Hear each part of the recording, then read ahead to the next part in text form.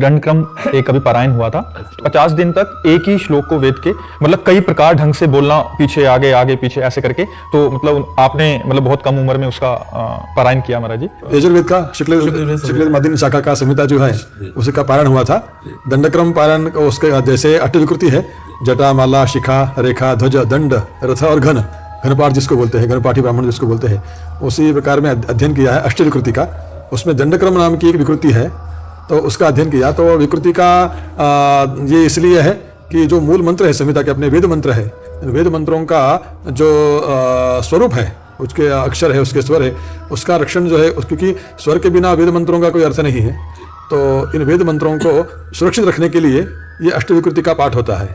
तो उसके जो मंत्र है, उसके पदपाठ जो होते हैं, पदपाठों को विशिष्ट रूप से उसकी प्रणाली है उसमें पढ़े जाते हैं।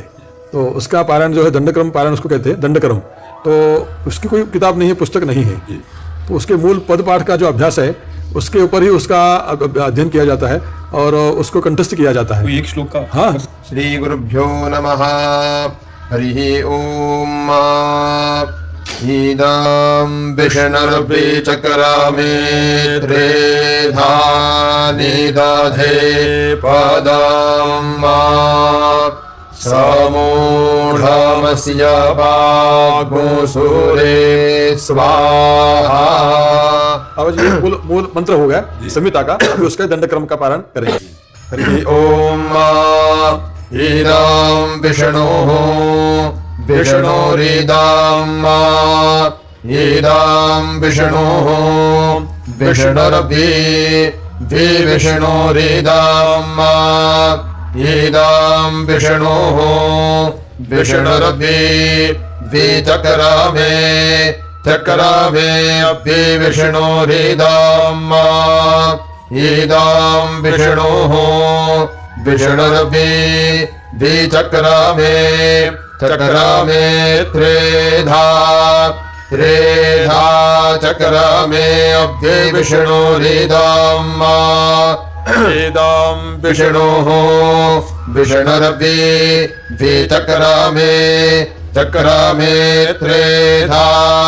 त्रेधानि नित्रेधा चक्रमे विष्णुरिदम् ईदां विष्णुः विष्णुर्वि चक्रमे चक्रमे त्रेधानि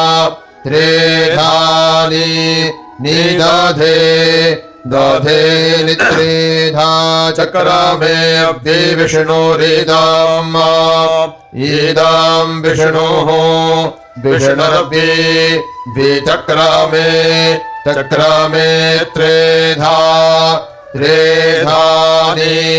निदधे दधे पदम्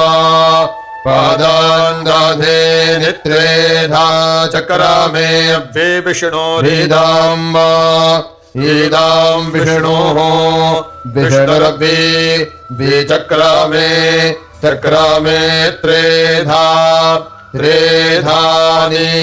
निदधे दधे पदम् पदमिति पदम् समूढमस्य अस्य समूढमस्य समूढमिति समूढम् अस्य पागुसुरेस्य समूढम् समूढमस्य समूढमिति समूढम् अस्य पागुसुरे